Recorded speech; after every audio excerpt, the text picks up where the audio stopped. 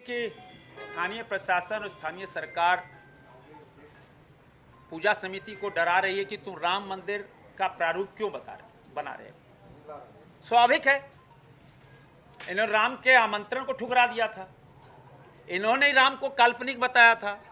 इनके ही घटक दल के लोगों ने कहा था कि सनातनी तो एड्स होते हैं, कोरोना है। स्वाभाविक है इनका राम मंदिर, राम के प्रति जो भाव है। तो यह पूजा है, पूजा इन्होंने बताया कि 9 लाख रुपए देकर, पहली बार 9 लाख रुपए देकर इस जमीन को अलॉट किया है।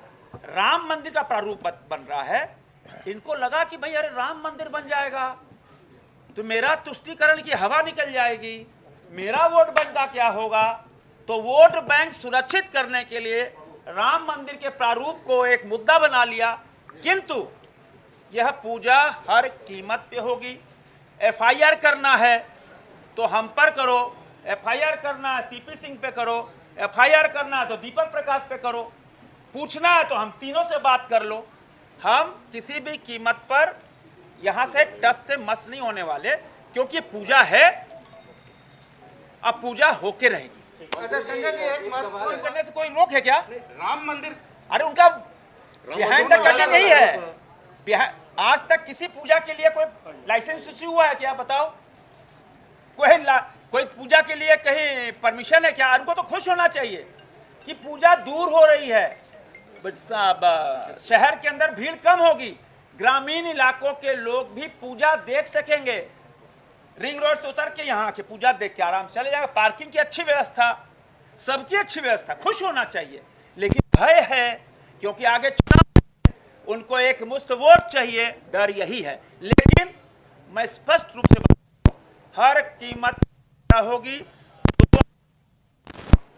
पहला उस यहाँ के मां के दरबार का पट खुलेगा और दर्शन शुरू होगा। जिला प्रशासन हो, चाहे अनुमंडल प्रशासन हो, चाहे पुलिस प्रशासन हो, ये जब कोई नहीं रहता है तब ये आकर इसको मना करते हैं। इसके पहले अशोक चौधरी जी जो अध्यक्ष है, हम लोग बैठे हुए थे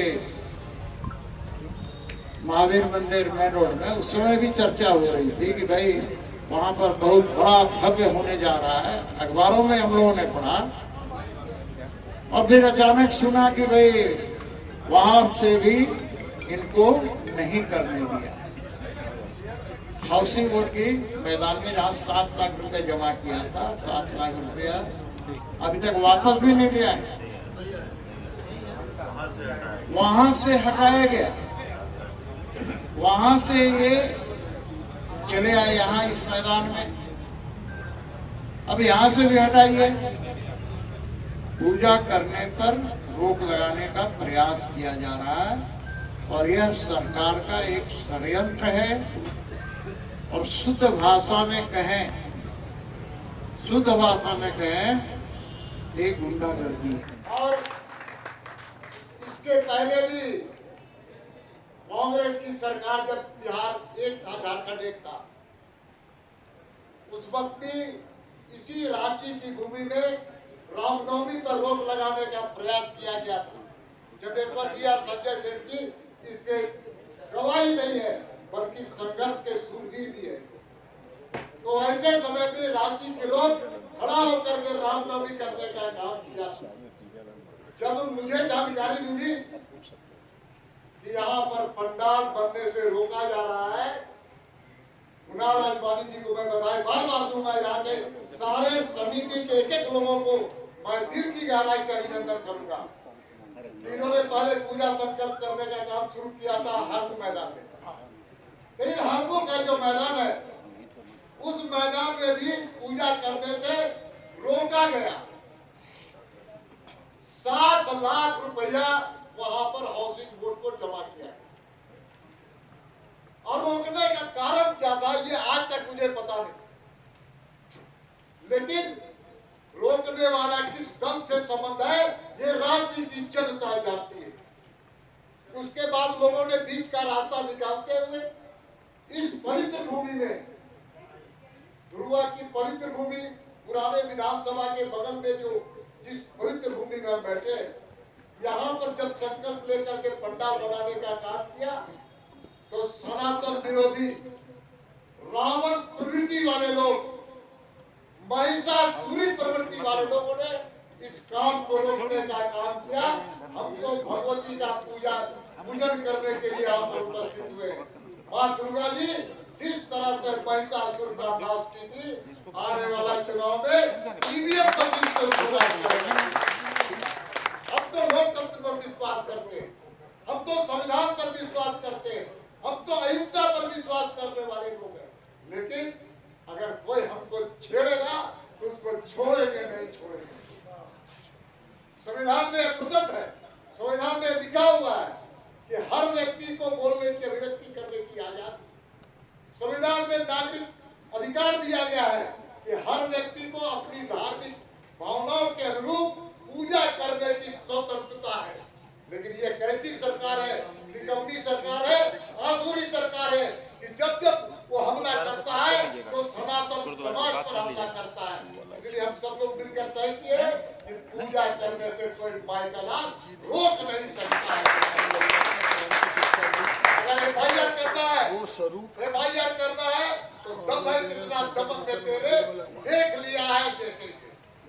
एफआईआर करो, तुम हमको लिखित दो और मुझ पर मुकदमा करो, मैं तैयार हूँ जेल जाने के लिए। भारतीय जनता पार्टी का एक कार्यकर्ता लगातार हिंदू समाज के साथ खड़ा है। हमारी प्रेरणा का स्रोत ही हिंदू समाज की रक्षा है। इसलिए हिंदू समाज पर, सनातन समाज पर अगर कोई हमला करेगा तो भारतीय जनता पार्टी का एक कार्यकर्ता, हमारे सांसद, हमारे नेता चंद्रेश्वर जी, हमारे लोग खड़े होकर के उसका मुकाबला ही नहीं करेंगे बल्कि उसको परास्त करने का भी काम करेंगे। बहुत बहुत श्री राम मंदिर का निर्माण हुआ, पूरा विश्व इससे आह्लादित है। करोड़ों लोग हैं जो अयोध्या नहीं जा पाए या किसी कारण नहीं जा पा रहे हैं। वो करोड़ों लोग हैं जो श्री राम मंदिर का दर्शन करने के लिए नहीं जा पाए या नहीं जा पा रहे हैं। ये समिति तो धन्यवाद के पात्र हैं पूरे झारखंड की तरफ से। ये साधुवाद के पात्र हैं कि जो श्री अयोध्या धाम नहीं गए, सेम प्रारूप यहाँ उनको दर्शन होगा। माननीय मंत्री जी ने बताया कि किस प्रकार से हम लोग ये कार सेवा भी करेंगे। ये सरकार राम विरोधी है, जहाँ श्री राम की बात आती है ये विरोध करते रहे हैं। सारी बात हो चुकी है, पुनरावृत्ति नहीं करता हूँ। याद रखना, मैं उनको बताना चाहूँगा दूसरी भाषा में। माननीय, ये दोनों माननीय तो बहुत सरल ढंग से बोले हैं, मैं थोड़ा कड़े रुख से बोलना चाहता हूँ।